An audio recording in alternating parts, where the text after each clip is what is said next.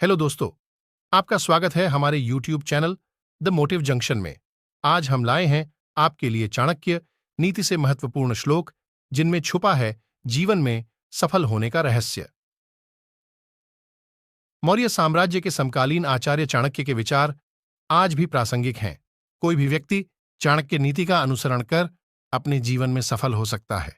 बड़ा लक्ष्य पाने के लिए सिर्फ मेहनत नहीं, कुछ खास बातों का भी ध्यान रखना होता है, क्योंकि हर एक छोटा बदलाव हमारी बड़ी कामयाबी का हिस्सा जरूर बनता है। मनसा चिंतितम कार्यम वचसा न प्रकाशयेत, मंत्रेण रक्षयेद गूढ़म कार्ययम चापि नियोजयेत। आचार्य चाणक्य के अनुसार जीवन में सफलता परिश्रम, रणनीति और समय प्रबंधन पर निर्भर करती है। इस श्लोक में चाणक्य ने इन चीजों के अलावा एक ऐसी काम की बात कही है जो व्यक्ति को उसकी मंजिल तक पहुंचाने में रामबाण मानी जाती है। चाणक्य कहते हैं कि लक्ष्य के लिए मन में सोचे हुए कार्य को किसी के सामने व्यक्त नहीं करना चाहिए, बल्कि मननपूर्वक उसकी सुरक्षा करते हुए उसे पूरा करना चाहिए। प्रभु तंकार्यमल्पम वा तन्नरः कर्तुमिच्छति, सर्वारंभेण तत्कार्यम सिंहादेकम प्रचक्षते। जी आचार्य चाणक्य ने शेर का उदाहरण देते हुए कहा है कि जैसे एक शेर शिकार को पाने के लिए लक्ष्य से कभी नहीं भटकता और मौका देखकर आक्रामक तरीके से वार करता है, उसी तरह व्यक्ति को अपने लक्ष्य के प्रति एकाग्र होना चाहिए। नात्यंतम सरलैर्भाव्यम गत्वा पश्य वनस्थलीम, छिद्यन्ते सरलास्तत्र कुब्जास्तिष्ठन्ति पादपाः। आचार्य चाणक्य कहते हैं कि व्यक्ति का ज्यादा सीधापन भी उसके गले की हड्डी बन सकता है। उदाहरण के तौर पर चाणक्य कहते हैं कि वन में सीधे पेड़ पहले काटे जाते हैं, क्योंकि टेढ़े पेड़ के मुकाबले सीधे पेड़ों को काटने में ज्यादा मेहनत नहीं करनी पड़ती। यही वजह है कि व्यक्ति के सीधेपन का सभी फायदा उठाते हैं। इसलिए इस कलयुग में सफलता पानी है तो थोड़ा चालाकी जरूरी है। ककाला कानि मित्राणि को देश कौ व्ययागमो, कश्चाहम का चमे शक्तिरिति चिंत्यम मुहुर्मुहु। आचार्य चाणक्य कहते हैं, भविष्य संवारना है तो सही समय, सही मित्र, सही ठिकाना, पैसे कमाने के सही साधन, पैसे खर्चा करने के सही तरीके और अपने ऊर्जा स्रोत पर गौर जरूर करें। यही आपको हर मार्ग पर कामयाबी दिलाएंगे। यो ध्रुवाणि परित्यज्य अध्रुवम परिशैवते, ध्रुवाणि तस्य नश्यन्ति चाध्रुवम नष्टमेव ही। आचार्य चाणक्य ने कहा है कि जो व्यक्ति हर चीज को पाने के लालच में रहता है, वह सही को भी छोड़ देता है। जो मनुष्य निश्चित यानी सही को छोड़कर अनिश्चित यानी गलत का सहारा लेता है, उसका सही भी नष्ट हो जाता है। इसलिए जब भी कोई निर्णय लें तो सही और गलत की परख अवश्य करें। गुणैरुत्तमता याति नोच्चैरासन संस्थितः, प्रासाद शिखरस्थोपि काकः किं गरुड़ायते। आचार्य चाणक्य ने कहा कि मनुष्य अपने कर्म और गुण से श्रेष्ठ कहलाता है। उन्होंने बताया कि एक विद्वान व्यक्ति भले ही गरीब हो, लेकिन अमीरों के बीच वह पूजनीय होता है। व्यक्ति धन, दौलत और पद से बड़ा नहीं बनता। यह बिल्कुल वैसा ही है जैसे कौवा महल के शिखर पर बैठकर गर नहीं बन जाता। ते पुत्रा ये पितुर्भक्तः सह पिता यस्तु पोषकः, तन्मित्रम यत्र विश्वासः सा भार्या या निवृत्तिः। आचार्य चाणक्य इस श्लोक में कहते हैं कि संतान वही है जो अपने पिता की सेवा करे। पिता उसे ही कह सकते हैं जो पूरे परिवार का लालन पालन कर सके। वहीं मित्र उसे ही कहा जा सकता है जिस पर पूर्ण विश्वास किया जा सके। साथ ही पत्नी उसे ही कहा जा सकता है जो हमेशा खुश रखें और सभी जिम्मेदारियों को भली भांति पूरा कर लें। प्रभु तंकार्यमल्पम वा तन्नरः कर्तुमिच्छति, सर्वारंभेण तत्कार्यम सिंहादेकम प्रचक्षते। आचार्य चाणक्य ने कहा है कि मनुष्य को अपने लक्ष्य को प्राप्त करने के लिए डटकर मुकाबला करना चाहिए। हमेशा शेर की तरह अपने लक्ष्य की ओर आक्रामक रहना चाहिए।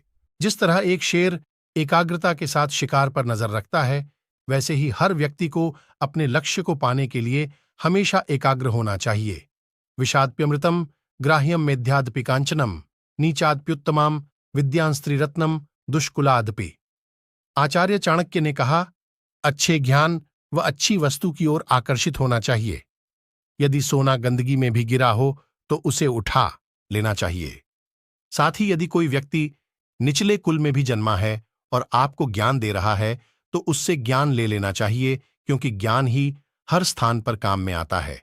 अधीत्यदम यथा शास्त्रम नरो जानाति सत्तमः धर्मोपदेशम विख्यातम कार्याकार्य शुभाशुभम।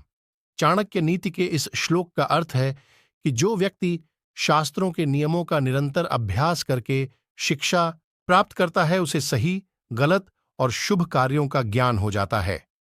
ऐसे व्यक्ति के पास सर्वोत्तम ज्ञान होता है, यानी ऐसे लोग जीवन में अपार सफलता प्राप्त करते हैं।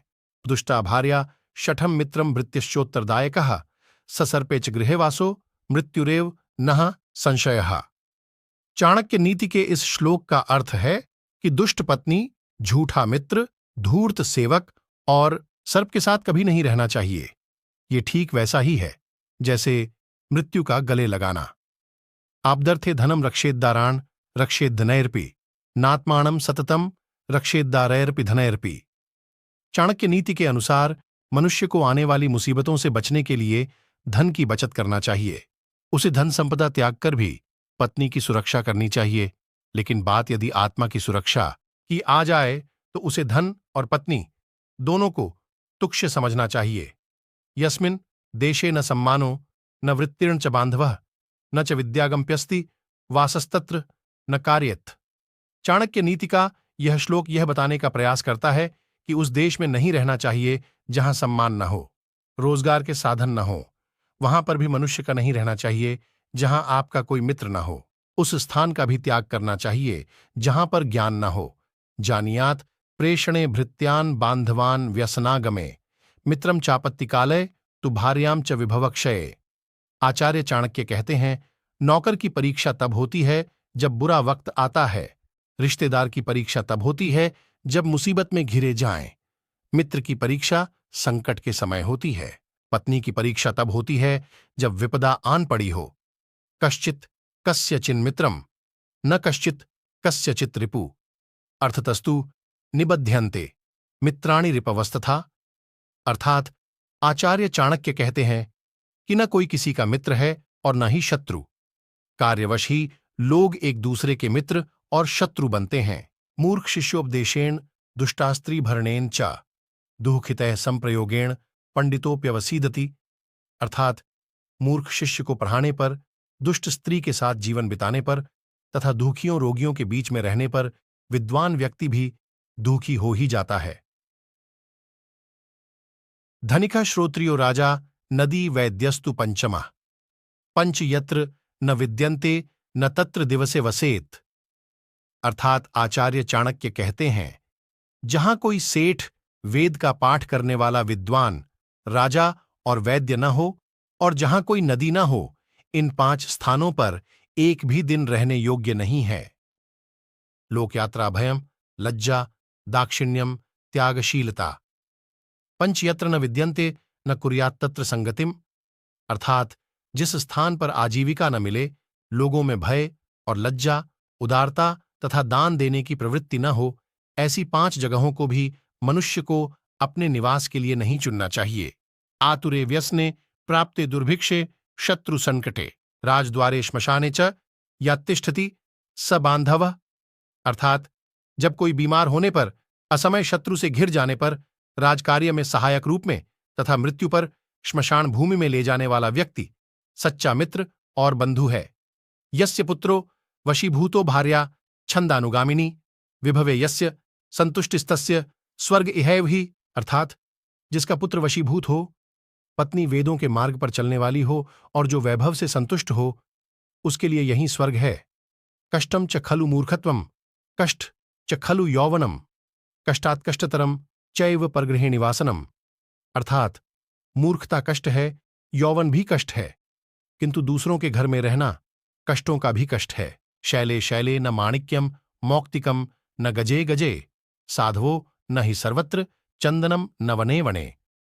अर्थात न प्रत्येक पर्वत पर मणिमाणिक्य ही प्राप्त होते हैं, न प्रत्येक हाथी के मस्तक से मुक्तामणि प्राप्त होती है। संसार में मनुष्यों की कमी न होने पर भी साधु पुरुष नहीं मिलते। इसी प्रकार सभी वनों में चंदन के वृक्ष उपलब्ध नहीं होते। दुराचारी च दुर्दृष्टिर्दुरावासी च दुर्जनः यन्मैत्री क्रियते पुंभिर्नरः शीघ्र विनश्यति। अर्थात दुराचारी, दुष्ट स्वभाव वाला, बिना किसी कारण दूसरों को हानि पहुंचाने वाला तथा दुष्ट व्यक्ति से मित्रता रखने वाला श्रेष्ठ पुरुष भी शीघ्र ही नष्ट हो जाते हैं, क्योंकि संगति का प्रभाव बिना पढ़े नहीं रहता है।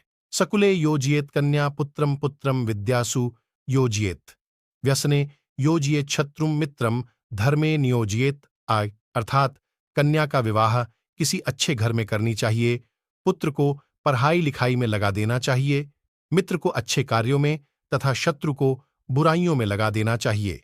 यही व्यवहारिकता है और समय की मांग भी। प्रलय भिन्न मर्यादा भवन्ति किल सागरा सागरा भेदमिच्छन्ति प्रलयेपि न साधवः। अर्थात जिस सागर को हम इतना गंभीर समझते हैं, प्रलय आने पर वह भी अपनी मर्यादा भूल जाता है और किनारों को तोड़कर जलथल एक कर देता है, परंतु साधु अथवा श्रेष्ठ व्यक्ति संकटों का पहाड़ टूटने पर भी श्रेष्ठ मर्यादाओं का उल्लंघन नहीं करता।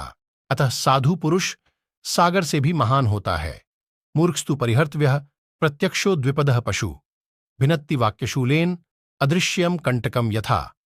अर्थात मूर्ख व्यक्ति को दो पैरों वाला पशु समझकर त्याग देना चाहिए, क्योंकि वह अपने शब्दों से शूल के समान उसी तरह भेदता रहता है जैसे अदृश्य कांटा चुभ जाता है।